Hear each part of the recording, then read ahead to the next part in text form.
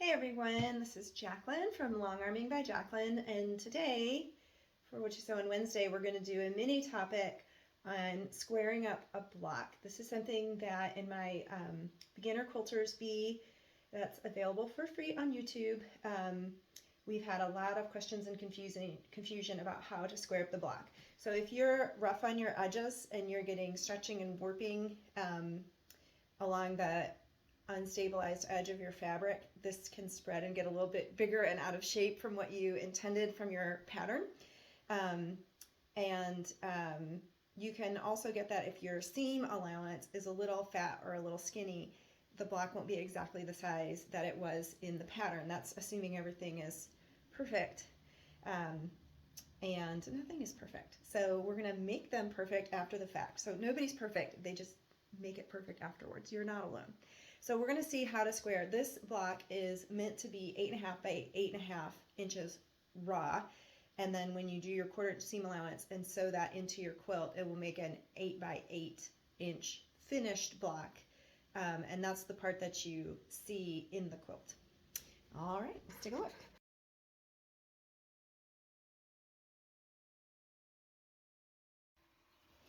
Okay, so the method I'm going to be using is rotary cutting. Squaring up is more challenging with scissors.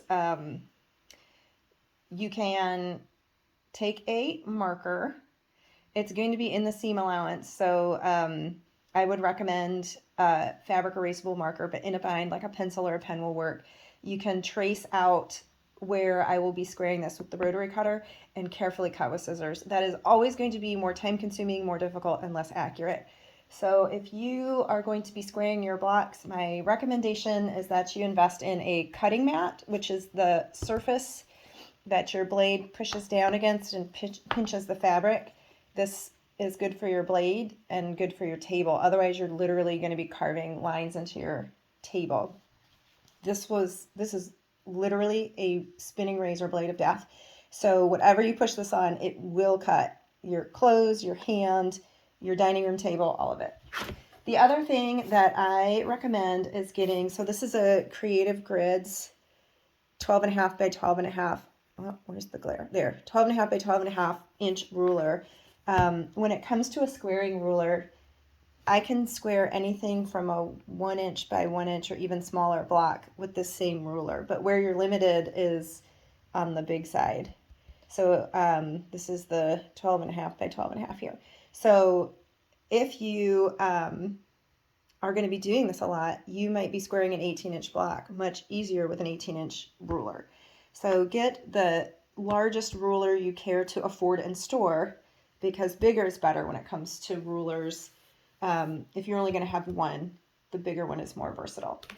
Okay, so let's take a look at our block. Depending on your block, there are certain features that you want to save. If there's a triangle near the edge, you will have a point that you want to save. And when you join your block to another block, there's going to be a 1/4 inch seam allowance. So this is not the edge of my block that I will see. It's a 1/4 inch back from there, which means if I have a little triangle, especially like a flying geese where the triangle is not, so if my triangle is like that and I sew off wherever it'll make a new point. But if your triangle is like this, like a flying geese unit, and I sew off that little tip, I'm never going to get it back. I'll have like a little flat spot. It'll be like a trapezoid. And usually you worked hard to make those points, you want to keep them. So look for features of your block that you want to keep. And if you are doing like an improv quilt and you're not sure how big, say you don't have a pattern or you're just making it up from scratch, winging it, you'll want to measure all your blocks and find the size that you can make with every block. And you might have to, I mean, if it's a log cabin, you can add one more strip and no one will notice. But if all your blocks are between 8 and 8.5 inches, then you're going to have to square to 8. The smallest block is going to set the size that you set. So these blocks are meant to be 8.5 by 8.5. And here's how we square them. So first, I'm going to, on this ruler, I've got white bubbles that are whole inches, and I've got these black bubbles, which are with the half. So if you have a block like this one that I need to cut to 8.5 so it finishes at 8 inches, I can use this handy dandy, can I get it in there? 8 inch. That gives me a solid line that's right at the measurement I need. And if I flip it around the other way, I could line up for 8 inches, but I want 8.5. So I'm going to take that 8.5 and I'm going to lay it on my block, and you'll notice, I'm not sure if you can see that, my 8.5 is not at the edge of the fabric. And the reason for that is that I want to square all the way around this block. So the other thing that I'm looking for is half of 8.5 is 4.25. And I want my block to be fairly centered, whoops, after I'm done squaring. I mean, I don't want it to be like way over here and the center of my block is off. So, I mean, that's exaggerating, but you get the gist. So I know that my center point is going to be, give or take, at 4.25. I mean, if I did everything perfectly, it'd be right there at 4.25. And you can see by how much there is around this edge that my seam allowances are a little scant, and that's why I've got this extra. And I don't mind because they're never going to be perfectly even. I like to be able to trim them off to a nice, crisp, tidy edge that gives me a good straight line to sew to in the next step. And you do this trimming up and squaring up step for yourself. This is not for the quilt police. This is to give you a good, happy step in the next step that's easy on yourself, that's more fun, and gives you the result that you want.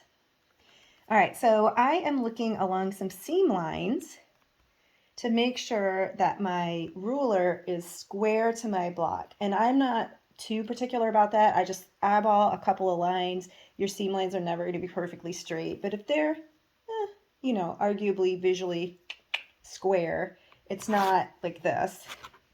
So I'm trying to square it up in there pretty good. All right, so there's my 8.5, there's my 4.25, and then the next thing I'm looking for is that I've got the fabric at least reaching the edge of the ruler and the fabric at least reaching the 8.5 line all the way around. If it's tight, it might barely kiss that line, but ideally you'll have a little bit over. And in addition to looking for the center point, or if your block doesn't have a strong center point sort of natively in it, if you have excess all the way around, it should be give or take centered. So split the difference between how much is hanging over here and how much is hanging over here. And that's another way to try to center your block. So my measurement is 8.5. I have fabric reaching or passing 8.5 all the way around. I'm happy with how square it is, and I moved this, so let me redo that. I'm happy that any little details along the edge of my block are preserved the best I can. And then hold firmly your ruler, you're pushing down. If you push to the side, you'll slide your ruler. Open your blade, and because that should always be closed, and you will cut 2 sides. So now this corner is perfect and is perfectly square. If you do not have a big rectangular square ruler, you can also do this with a long skinny rectangular ruler if that's what you have, and you will just do one side at a time. It's the exact same process. You line it up, but you'll have to square one side and you'll square every side from that side. We might do another video on using a rectangular ruler. Okay, so then I turn. This is the corner that I just cut, and it is perfect. And it is exactly at 8.5. So now I'm going to line up my 8.5 line dead on that line. And I'm still going to double check. So my center point is at 4.25. This is right on there. I'm not askew. That's exaggerated so you can see it, but yours, you want to take your time. I actually look, the thicker lines, I line up to the outside of the line, because if you line this end up to the inner edge of this line and this line up to the outer edge of that line, over the course of all your pieces, that little amount of being off does add up and you can be very crooked. I know the thickness of that line doesn't seem like much, but there are more fun ways to get off in my quilt. I might as well start and give myself the best shot at it I can in the little ways that I can control. There's going to be some offness that you can't control. And there you go. So be as accurate as you can be in those things that you can control for a good result. So my edges are nice and clean, and it does clean off a lot of the pinking if you're using pre-cuts. And there's your 8.5 by 8.5 inch quilt block. I hope you learned something. Have a great day. Check us out on Facebook, Long Arming by Jacqueline. You can also check us out on YouTube, also Long Arming by Jacqueline. We're on Instagram. It's massey.jc on that one. And I hope to see you quilting. Have a great day.